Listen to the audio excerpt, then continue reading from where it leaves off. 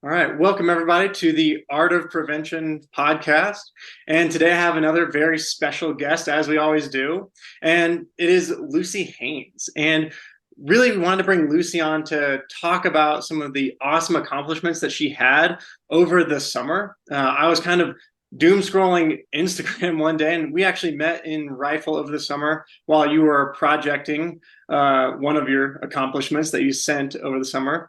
But over the summer, you managed to place second at the Leadville 100 ultra marathon trail race, and also send 5:14 in Rifle. I mean, both of these feats, as just individual endeavors, are pretty amazing accomplishments in themselves. And you were able to put together both in the same summer as a dual sport athlete. And you also have also transitioned into a more professional role of helping other athletes too. And I think that a lot of your background and some of the struggles that you've gone through and overcome are really helpful because they give you a lot of insights into how you now professionally help athletes as a mental performance coach. And over the summer, you also got your master's degree in sports psychology. And this is something I've really wanted to dive into on the podcast.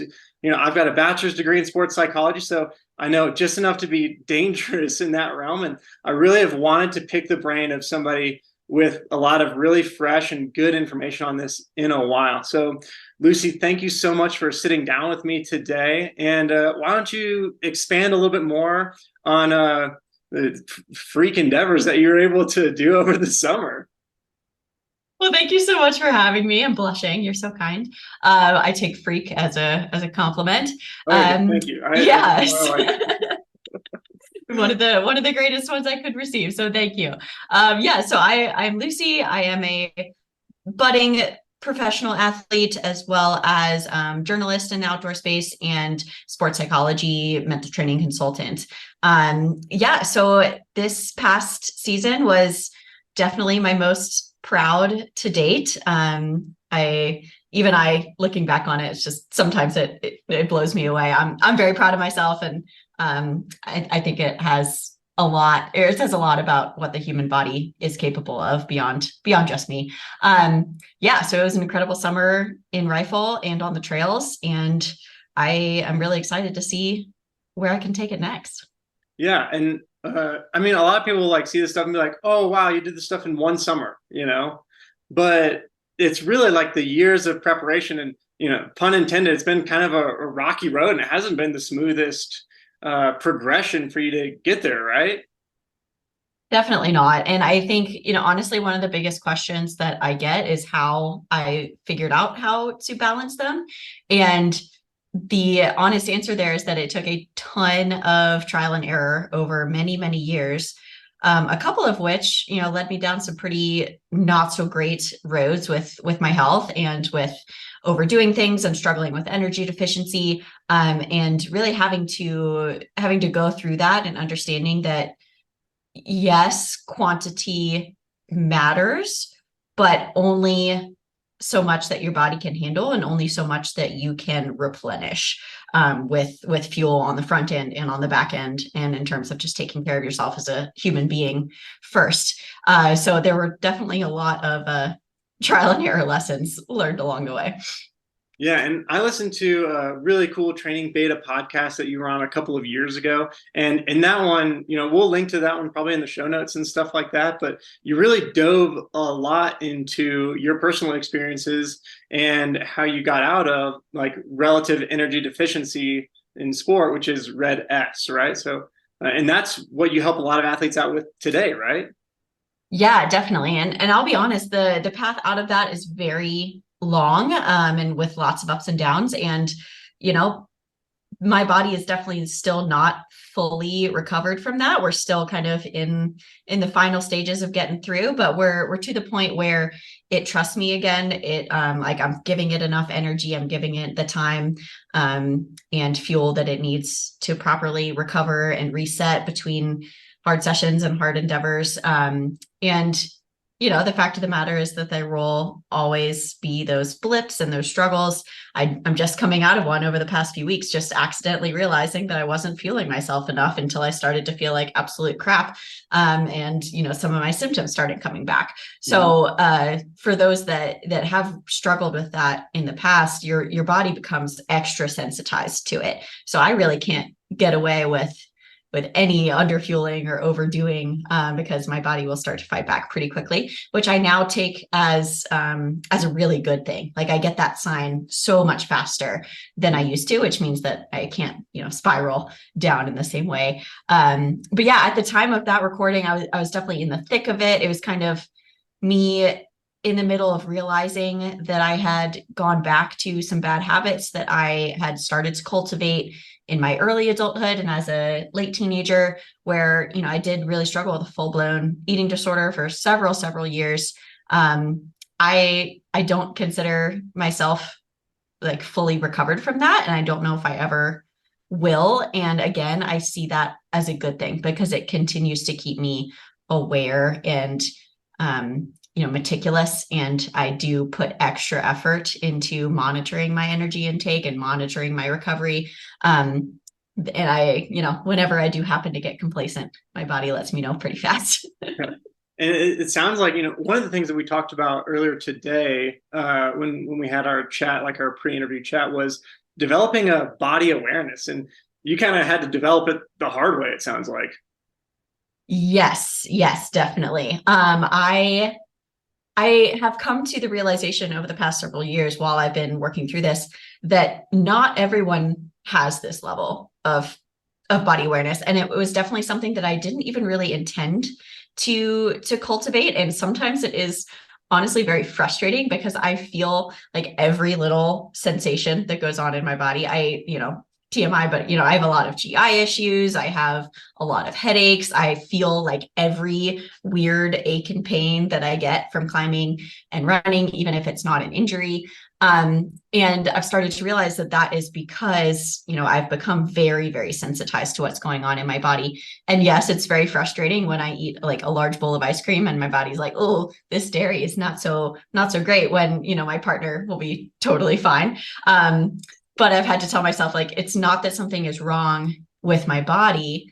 It's that I'm just noticing all these things, and the benefits of that like greatly outweigh the negative sides. Yeah. And body awareness isn't something that you can necessarily quantify on the scale. I subscribed to your newsletter recently, and you talked about how you're all about, or very much about the qualitative as opposed to just the quantitative.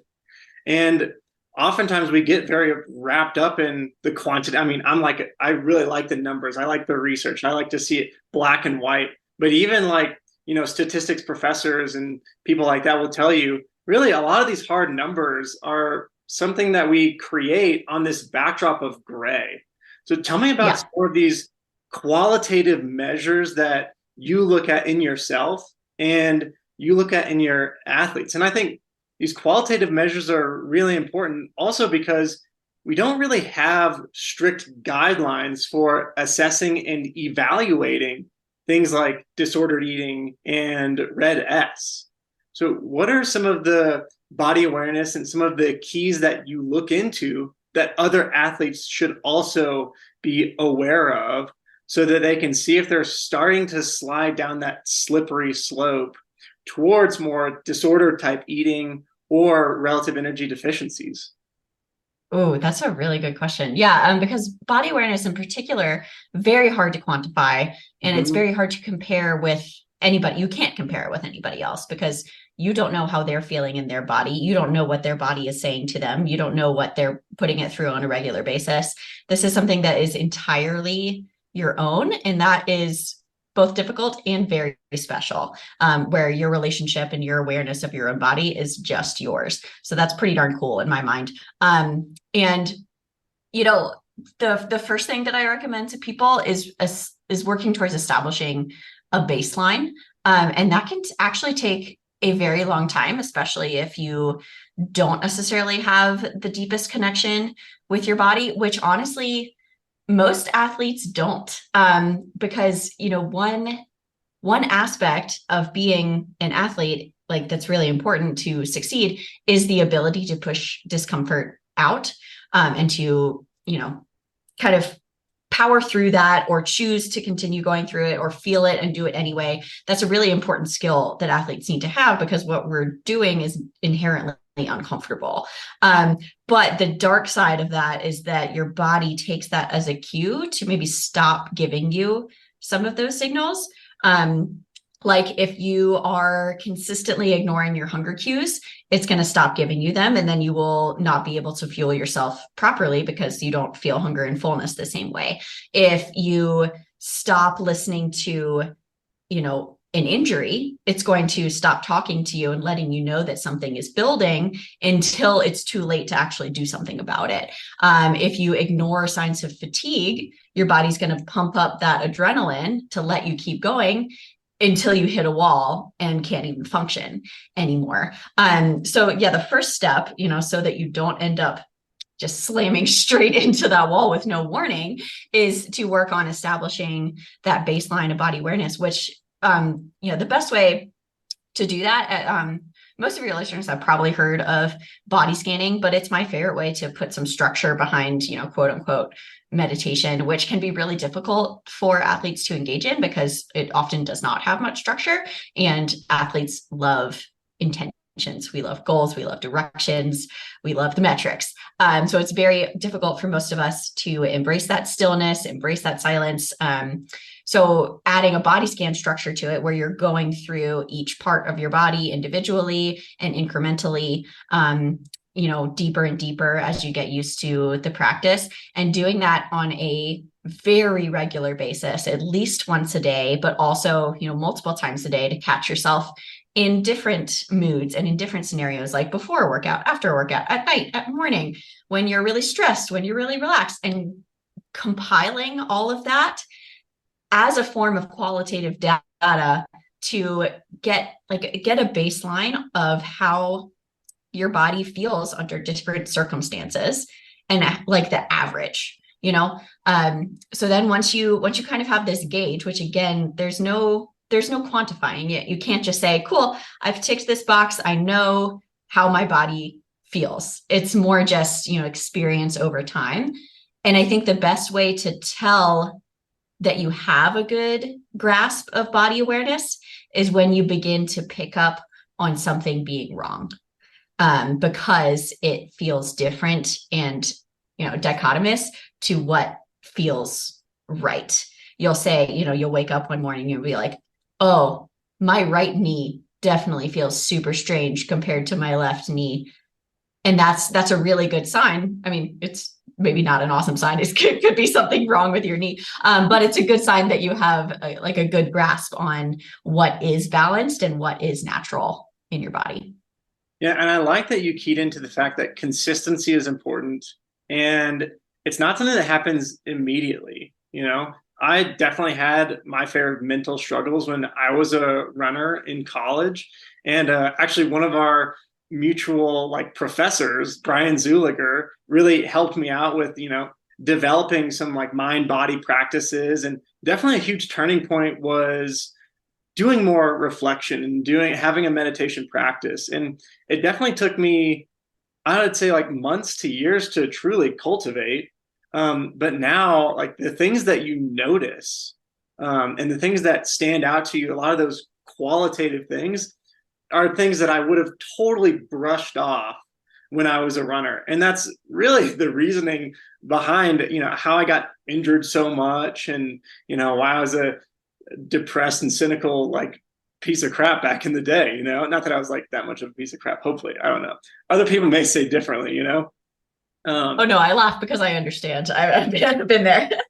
Yeah. And now, oftentimes I can almost, this sounds kind of woo woo and weird and stuff, but if I run and I try and progress a little bit too soon when I get back to running and things like that, I feel a lot of these old injuries creep back in, my old battle wounds, if you will. But the big thing that I feel is really a lot of the emotional connection that was previously attached to that injury too. When my Achilles flares up, I feel depressed and angry and stuff like that. And my life is completely different now. But when I feel a flare up of that Achilles injury, then I'm like, why do I feel like so terrible right now? And it's Oh just my like gosh, yes. resurfacing a lot of that previous stuff. But I really wouldn't have been able to notice those things. And I didn't notice those things back in the day. And I wouldn't have been able to notice those now unless I had cultivated that type of practice. Oh my gosh. It's so interesting that you mentioned that, because that's something I've been going through too, where I have been injured for the past few months. And if I go out on a run and my knee starts to hurt, when I get back, I am in the absolute worst mood. And it took many, many runs of doing that for me to understand that, I'm not just snapping at my partner and being a complete asshole for no reason.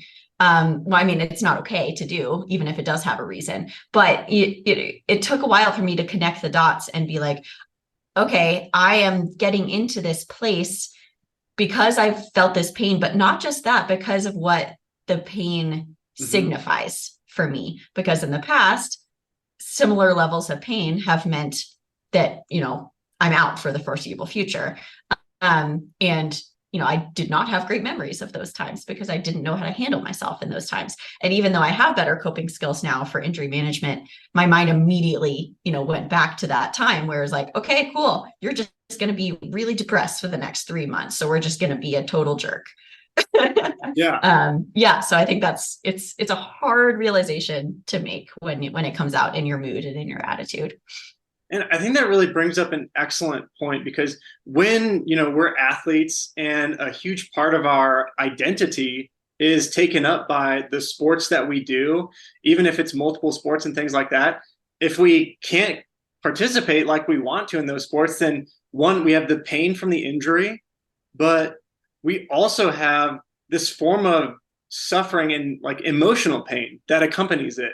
And when I think back to my times as a runner, that when I was injured, the things that like don't really bug me all that much are like the fact that my Achilles was like painful, and it wasn't really that sticks with me, but it's more this emotional suffering that can also accompany these injuries. And could you kind of like help me tease out some of those factors there between pain of injury versus suffering from an injury? Yeah, I would say that most athletes, because we have such a high pain tolerance for the most part, most of what we are feeling is not the pain of the actual injury. And if we are feeling the pain of the injury, the worst pain of it is that it reminds us that we're not feeling like 100% connected with our bodies, and that we're feeling like we can't do the things that we love to do. And we feel like isolated from those things. And it's a tough one because, and this might be a controversial opinion, but I don't necessarily think that it is a bad thing to align your identity with something that you are passionate about, because you're not going to be passionate about it unless you do align it with your identity. And that means that you're also bringing facets of yourself, like deep parts of yourself, into your passion. And it's not just this surface level thing. And athletes that are able to say, I'm doing this thing because of what it says about me as a human being, and because of these qualities that I can bring into it from my personality and what it means to me, like those people are going to be able to achieve and accomplish so much more for themselves because it means something. So we kind of have to find this line between aligning yourself with the thing that you love, but not doing so at the expense of other things. Like it has to, we were talking earlier, it has to be a pie chart, and, it can't be 99% running, climbing, biking, skiing, whatever, and 1%, eating and sleeping and being a human. Like you have to have other things in there. And I think, that can be a real challenge when you're taken away from it. And gosh, I mean, there's so much that you can do here. And I think it's a twofold approach, where on one hand, while you're injured, you want to keep doing things, and you need to keep doing things that keep you aligned with this passion, even if you can't physically do it. So that's where things like setting specific goals around your recovery process and around your cross training come into mind, or come into play, where you're connecting that activity and that thing directly back to the passion that you can't be doing right now, so that the more that I invest in my PT, the more that I invest in my stretching and my sleep and my nutrition, the more that I invest in this visualization practice, the better off my recovery is going to be, the faster I'm going to get back to what I'm doing, the stronger that I will feel when I do that. And making very specific goals and connections so that you still feel very in touch and involved with what you're doing. But on the other hand, you also have to use that time to understand that if you are emotionally suffering that much, I think that, emotional suffering when you're taken away from your sport is very normal. And we don't necessarily want to get rid of that completely, again, because, aligning yourself, at least in part, is important. Yeah. I always encourage people, feel the feels. You're going to be sad. You're going to be devastated. It's okay. It's not forever. Sit through it. It means that it matters to you. And that's a good thing. But also taking that as a sign to say, if this is verging on the point of, a long lasting depression, or I feel so anxious that I'm ruining my relationships, that I can't focus and work, that, I just feel like a trash human being, then that's your sign that you really need to diversify at least a little bit and find some things that do light you up in other ways. Yeah, I mean, the percentage of Nobel Prize laureates that have hobbies is very high, and it's very high for a reason. So they can have, the diversification in their portfolio, if you will, the portfolio of their being, Yeah. Then Einstein played the violin, all of these different examples of these extremely high performers. I think one really funny one that's really, really recent was the Nuggets player, Jokic. I don't know how to say it. Oh, yes. Yeah. Jokic, I think, maybe. Yeah. My partner is obsessed with him. Yeah. So. And, people are like, oh, what are you going to do in the off season now? And I bet a lot of people were probably like, oh, he's going to go start training immediately for the next season, right? And he's like, I'm going to go be with my horses, And everyone's like, I love that. And it just goes to show that, we need to have diversification in this whole being portfolio. Now, let's play, a little bit of devil's advocate here. Let's say I'm not injured and I'm crushing it in my sport, and a whole bunch of my identity is really consumed by that sport. You work with athletes that aren't necessarily injured and maybe they're doing well. What kind of advice would you have for that person? And maybe why would it help them and behoove them to diversify? Would it enhance their performance in your eyes? Yeah. I mean, think of it this way. If you are trying to work all the time, then think about what the quality of that work is going to turn into. This happens all the time. It's the definition of the burnout, craze that we're feeling, not craze, but the burnout endemic that we're having right now, where people have gotten so used to just being so connected to their jobs all of the time, constantly checking emails, constantly thinking about their to-do list, and it's exhausting. It's overwhelming. And when we do actually, sit down to do something, if we've already been thinking about it for the past 12 hours while we've been sleeping and worrying about it, we're not going to be able to put our best quality work into there because we're already exhausted by it. And we haven't even, done a thing. We've just been thinking about it the entire time. So, I mean, take that as a sign that your brain has been working on it the entire time. Even if you haven't been actively contributing to the project, and it's already tired, it's done, it's clocking out. Mm-hmm.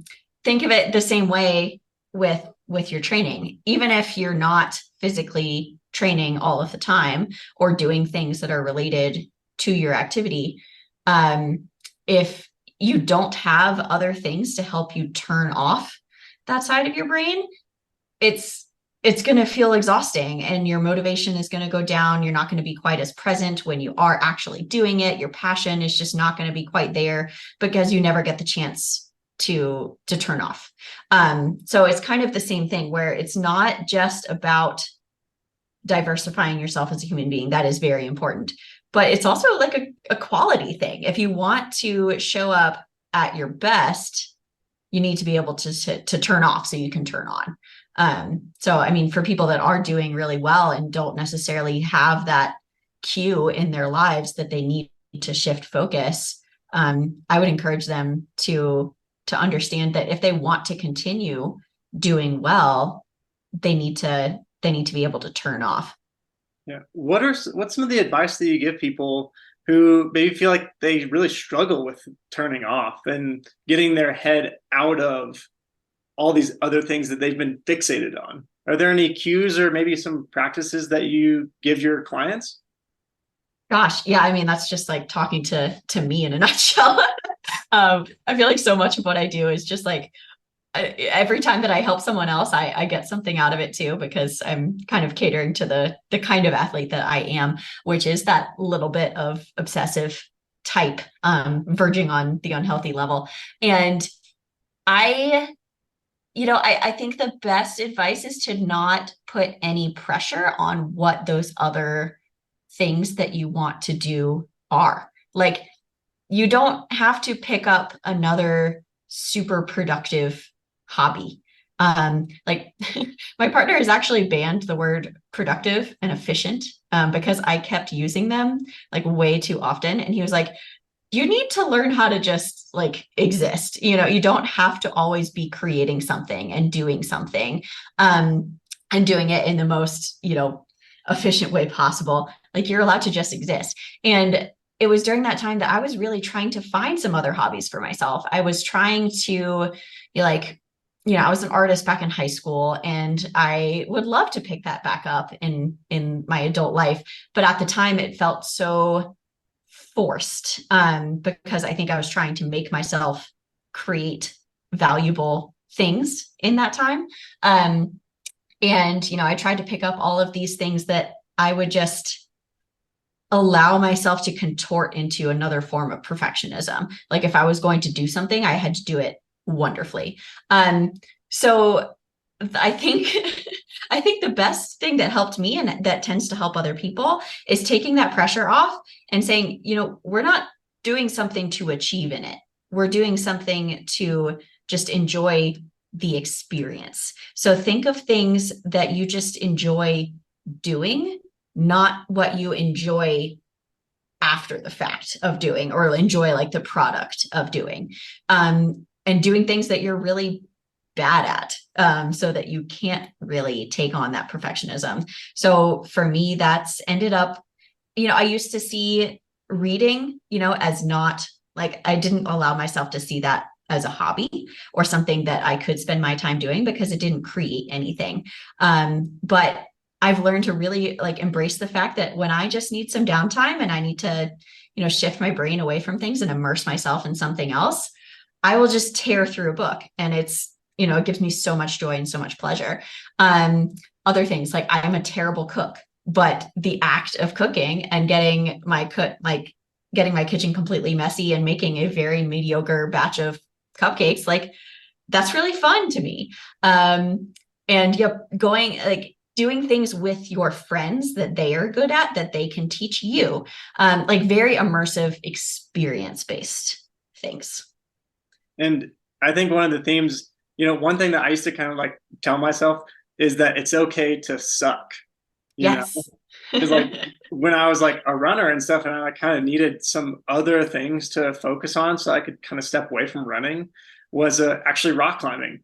And that's like kind of how we met over the summer, because I actually saw you, I think one of the first days that you were projecting 7 p.m. show. Yeah, I think it was one of those days.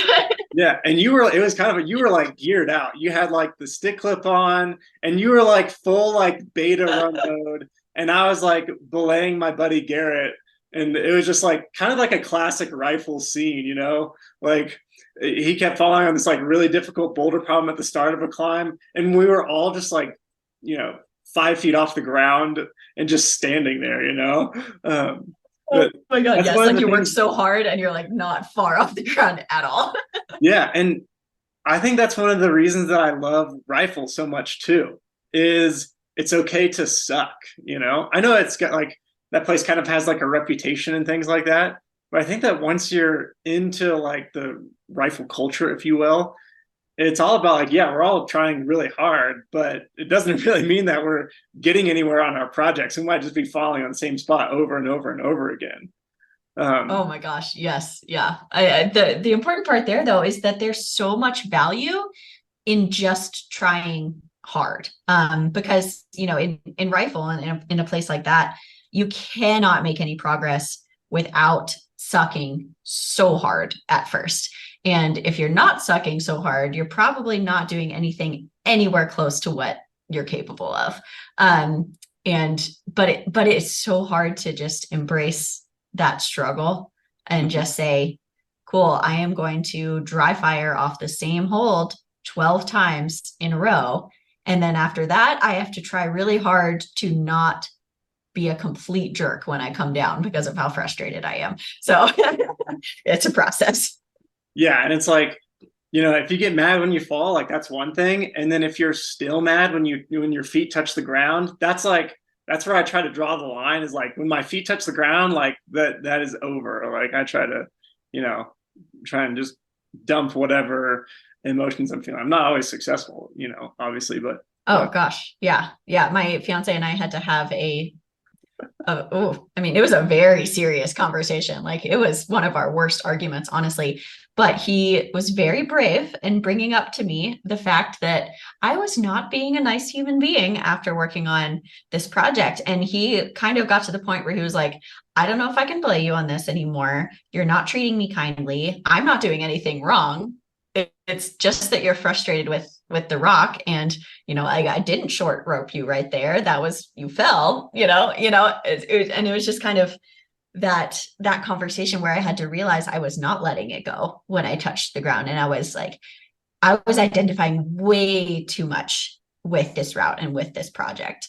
And that's kind of, where it crosses. That's another sign, like when your identity crosses the line, like even if you're not hurt and devastated, but if you cannot let go, if you're starting to really hold on to those frustrations, when you're taking it out on the people that you love that ultimately matter way more than your goal, that's a big sign that you need to maybe take a step back. yeah, and you know, the hindsight is always 2020, and you know, it's something that I really struggled with, and I think something that climbing has really helped me with is having something like a poor performance and then being unable to let go afterwards, you know, or Yeah. like downplaying an okay performance. And it's like, well, it should have been a great performance. So, you know, what's some of your advice for people who kind of struggle with that letting go at the end of a negative performance? Let's say, you know, sometimes we have the worst performance of our lives. And if we let ourselves spiral downwards, then that can get us in a depressive state. That can isolate us from our social groups or our families, etc. And this is going to trend downwards and have an effect not only on our mental space, but also the physical space as well. I mean, to say that there's a disconnection between our mental state and our physical state is, you know, they're totally overlooking this massive connection. These are some of the things that can be the underlying factors behind getting injured or having further poor performances and poor training sessions afterwards, etc. So Yeah. what's some of the advice you have for people that can't let go, and maybe elaborate on some of the effects that not letting go is going to have? Yes. I've always struggled with letting things go at the end of the day. And I think something that's really helped me and some other people that I've worked with is like establishing this closeout routine. So, they say this a lot for people that work from home, have a door that you can shut, be able to leave the environment. And my closeout routine for climbing, and a little bit for running, but more so climbing because it's, interactive and you can do this with somebody else, is running through this routine where you say 3 things that you did well, 3 things that you can improve on, and 3 things that you're grateful for from the day.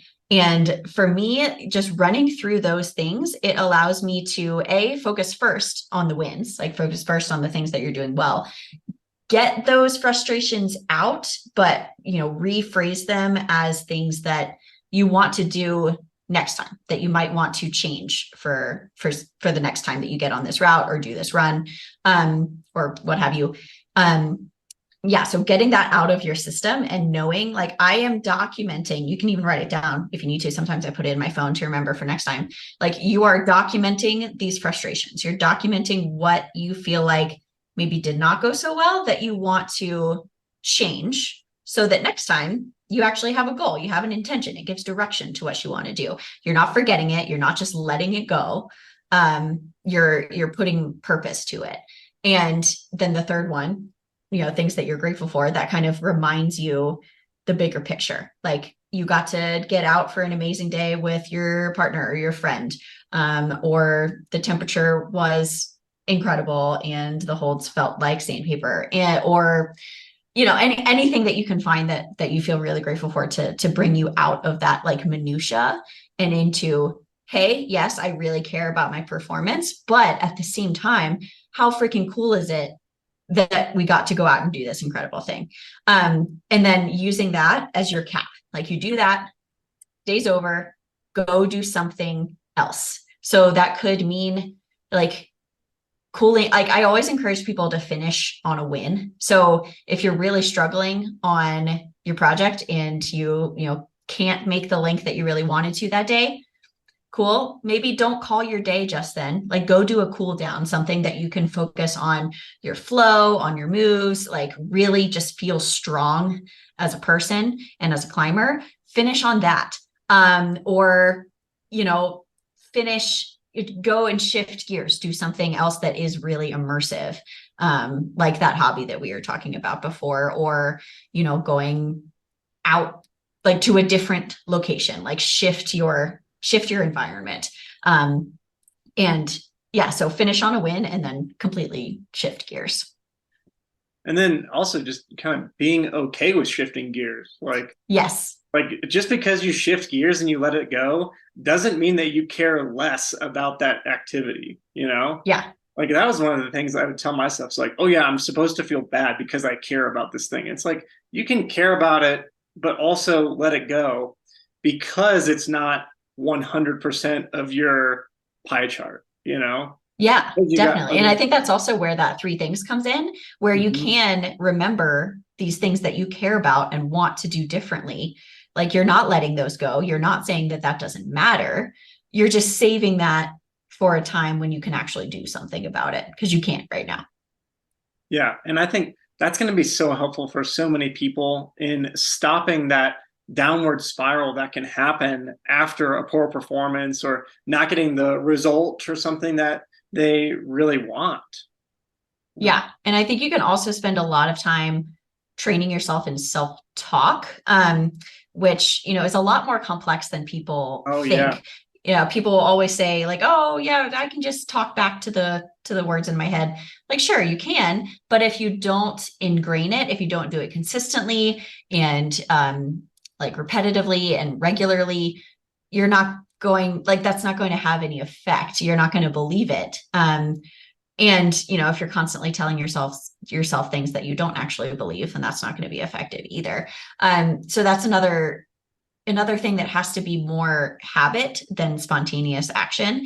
Like, you can't just respond to the negative thoughts in your head whenever they show up. You have to build this routine of having internal conversations, of catching the negative self-talk, of prioritizing positive self-talk, and working on those reframes on a constant basis in order for them to have any effect. But when you do that and you have that built up in your mind, it's a lot easier to notice that negative self-talk, notice the spiral, and reframe it into, we're not just out there telling ourselves that everything is sunshine and roses. Like, you're allowed to be frustrated. And if you tell yourself that you're not frustrated, well, that's just Good BS. luck. Yeah. But learning to reframe those things into things that you still actually believe, but are much more helpful thoughts. So for example, if someone is, feeling like absolute crap after falling a million times on their project, and they start having this negative self-talk of, oh, I'm never going to finish this, or I'm a terrible climber, or, why am I doing this? This is way above my head. Learning to reframe that and not say, yes, I can totally do this, if you don't think that you can do it. Reframing it into, okay, I'm struggling. What value does this struggle bring me? And, how much closer am I getting to the idea of sending this route by struggling on this? Like things that, don't take that complete left field, but, travel the middle ground. Yeah, I think there's always the value in the struggle, and in the moment, that it's kind of difficult to see that value to that struggle. What advice do you have for athletes who are really having trouble with valuing that struggle? Yeah, I mean, this is another one that just takes, I think, a lot of time and effort to work with. There's no quick fix, but just reminding ourselves that we're not doing this because it's easy. And yes, there is definitely such a thing as doing things for the pure enjoyment of it. And people that run, people that climb, people that do XYZ, like just for enjoying the experience, that does not remove, there's so much validity to that as well. But if you are taking things to the upper echelons, if you're trying to push your limits and push your potential, it's not going to feel good, at least half the time. And I think reminding ourselves that, we're doing it for that purpose. And if we didn't want to do it for that purpose, then we should probably, change our goals and change our perspective. But if you're in it for these, big, hard things, you're going to be feeling a lot of big, hard things. And also reminding yourself that hard does not mean impossible. And just because something is hard does not mean that you can't do it. Hard is what we aim for. Hard is a good thing. I used to coach kids, and whenever they would be like, oh, this climb is so hard, I trained them. I would look at them and they'd be like, but hard is good. and they would just start to recite themselves on it, and we can do hard things. And I think that a good way to work on that too is to really set process goals. So things that are focused on what you actually have control over rather than the outcome.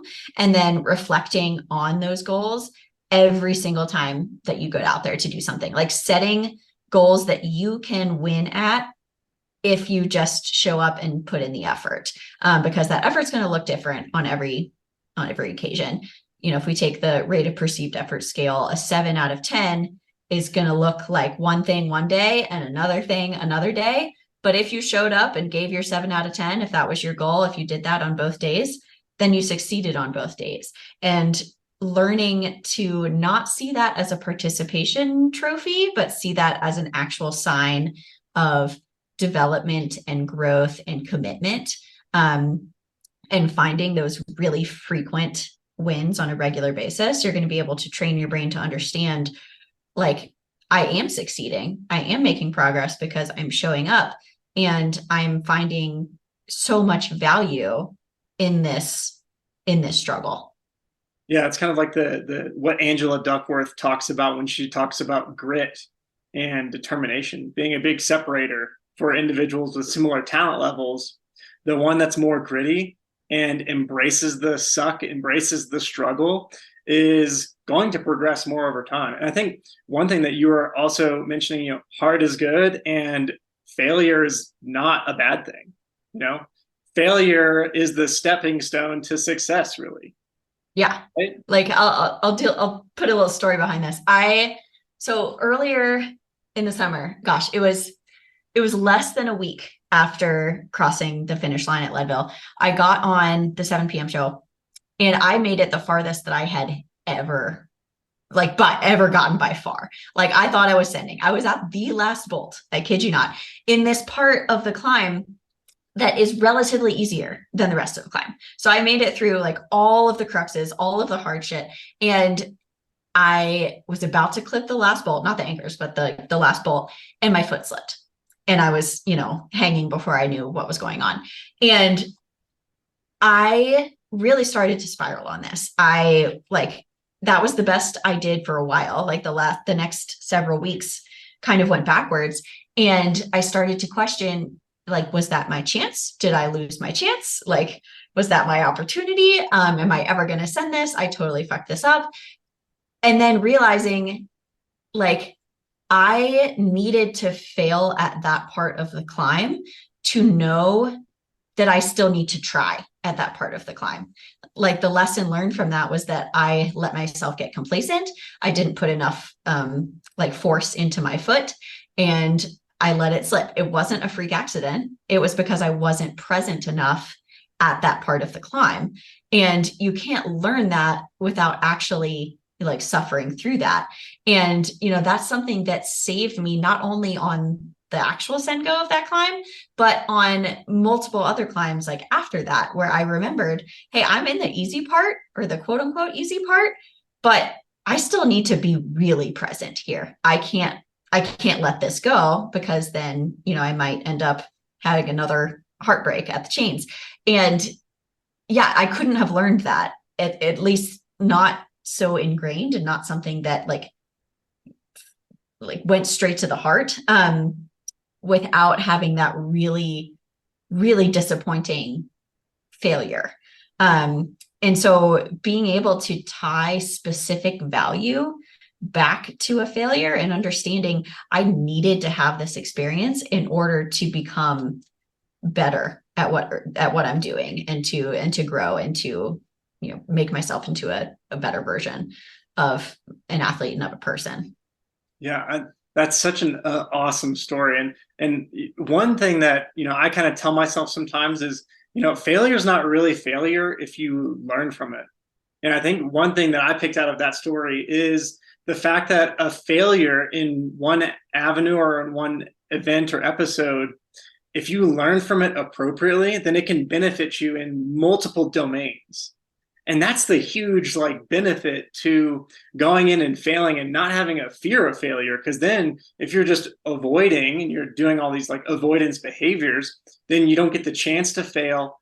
You don't get the chance to then learn from that failure, and you don't get the benefits across all of these different domains of life. And it goes beyond just rock climbing or running, but like you said, it benefits the whole person, right? Oh yeah. And it's the same thing with injuries too. I think those can teach you so much about how you need to take care of your body better in order to have longevity, and to achieve the things that you want. Like I've been having IT band syndrome for the past several months. And without that, I wouldn't have known that I need to do some serious hip strengthening, and increase my nutrition, and, get more sleep. Like all of these things that had been creeping up on me that I hadn't noticed, that I wouldn't notice if I didn't have this injury. And honestly, thank God, because it could have been so much worse if I didn't have this injury to clue me in. It could have been a stress fracture, which is way worse. It could have been getting into a really dangerous situation in a race. It could have been so many other things. It could have been something that took me out of the sport entirely if I let it get too far. So seeing failures and injuries and roadblocks as warning signs instead of stop signs, yeah. I think is a really helpful way to see it. Yeah, a PhD researcher by the name of Stuart McGill, who pretty much every chiropractor listening to this podcast knows. One of his recent books was titled The Gift of Injury, because it makes you take a step back and learn about your body. One of the things that we talked about right from the beginning of this podcast was having that body awareness, and then circling back to, okay, well, what things do I need to do to prevent this from happening again? Which is really the premise of this whole podcast and the whole reason that we're here. Not to not give people the gift of injury. Like if you want to go hurt yourself, like, you can turn this podcast off right now. That's totally fine. I mean, But it'll happen. Everyone gets hurt. yeah. And I think that your recent newsletter on visualization during injury and how that can fast track your recovery was also a really good newsletter. But yeah, I think the gift of injury is a big one.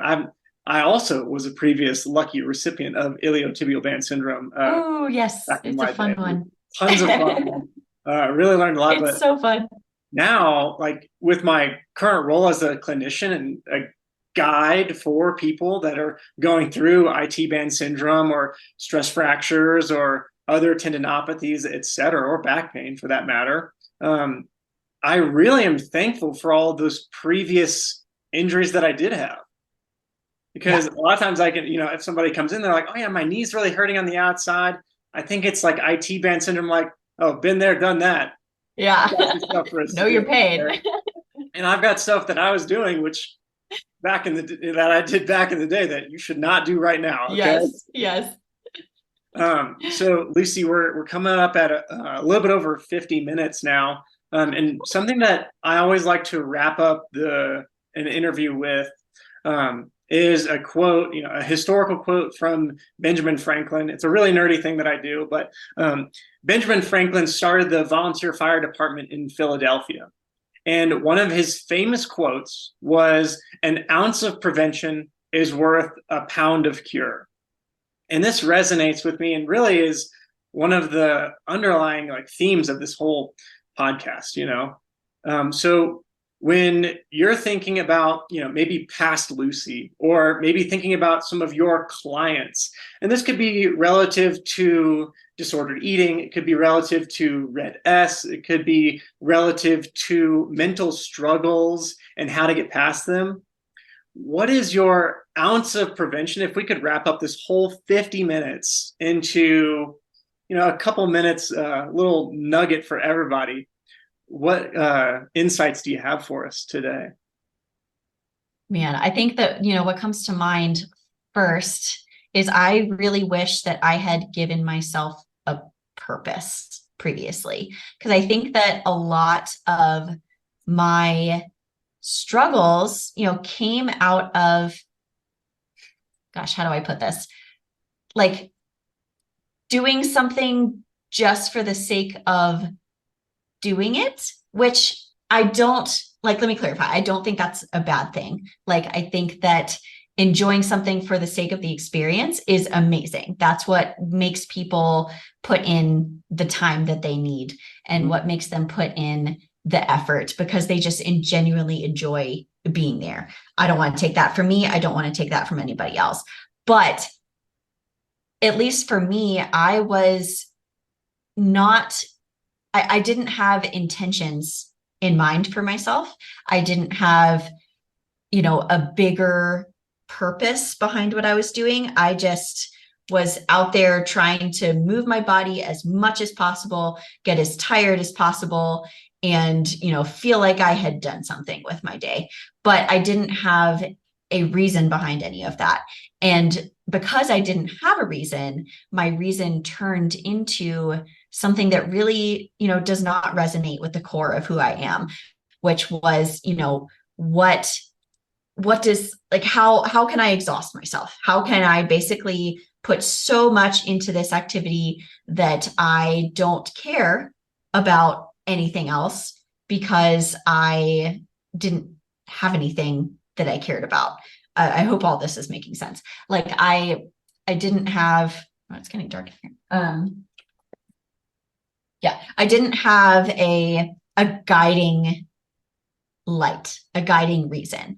So for instance, I would show up at the gym and I would just spend a lot of time doing a lot of climbs and a lot of volume and not really resting and not really having an intention for those climbs. I was just trying to tire myself out. I was like a too high energy dog that needed some exercise.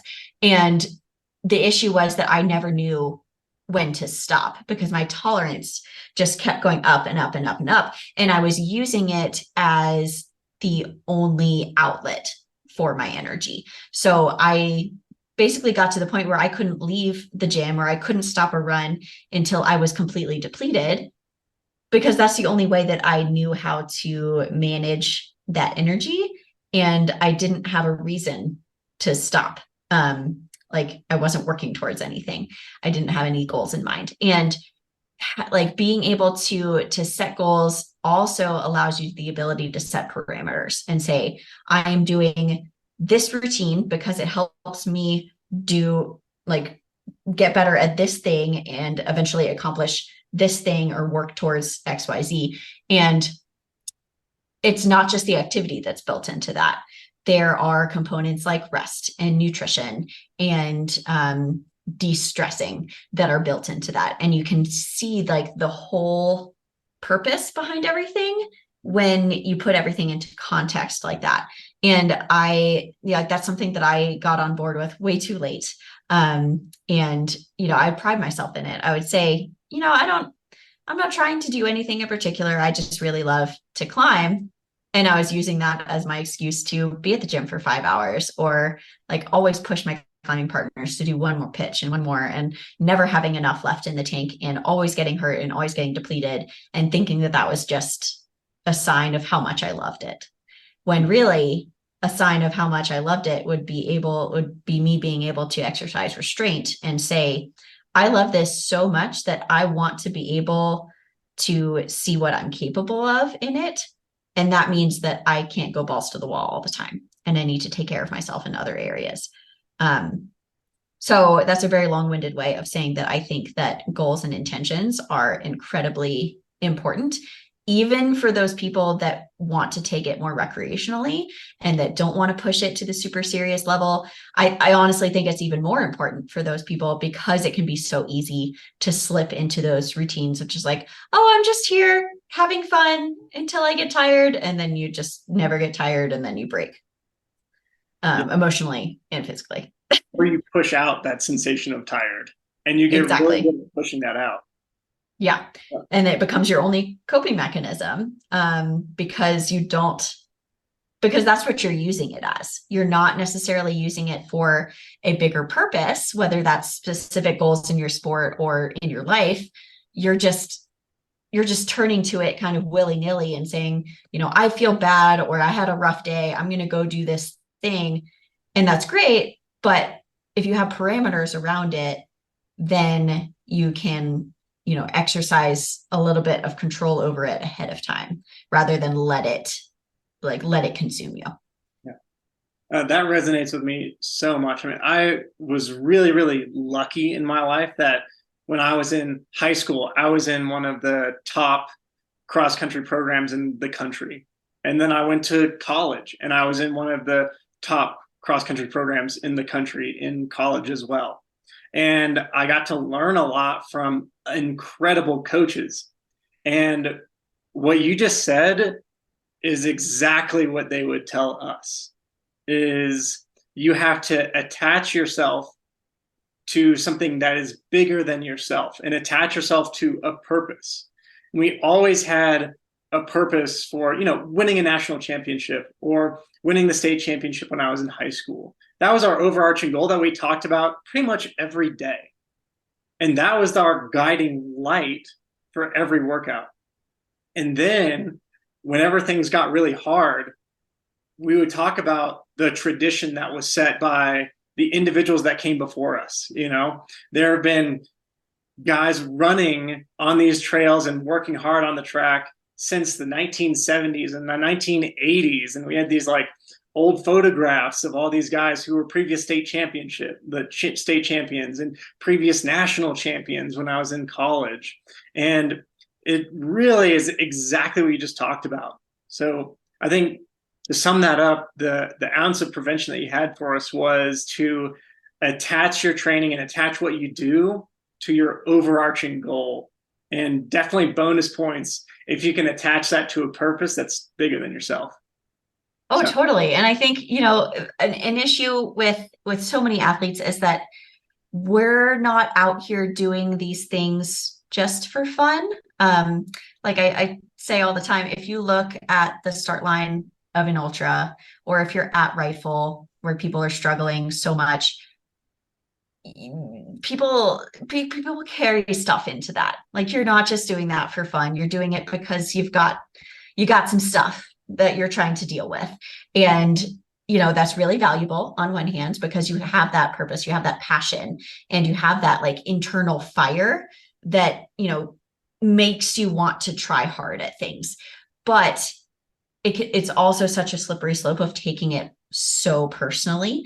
And I think that setting goals, even though that can be intimidating in a way, it's also a way to separate what you're doing from that inner turmoil that all of us there are dealing with in our own way, because it externalizes it a little bit, and it allows you to understand that this is not a solution to this inner turmoil. It may help with it, but that's it can't be the only reason. So I'm going to give myself something external to base this around, so that I don't end up taking it too far. Yeah. Lucie, thanks so much for sitting down with me today. I think we're definitely going to have you on again, so we can have some more pointed conversations about maybe more specific topics. But let's say I'm a clinician that has an athlete that I need to send to you for help with these kinds of things, or if I'm an athlete that wants to take my performance to the next level in the mental game, where can we find you? Where can we reach out to you at? Yes, for sure. I would love that. So I love to support athletes both in their mental performance and in, also making sure that they have the skills that they need to function as a human being outside of their sport too. All of this is very holistic.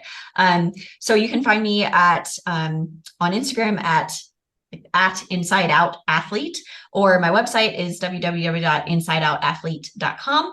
And then I have, my personal athlete page over at Lucie Hanes as well. Awesome. And I'll be providing links and things like that in the show notes. And we're definitely going to be talking more in the future. Yes, please. I think that would be great. Awesome. All right. Well, I'll talk to you later. Okay. Sounds good. Thank you.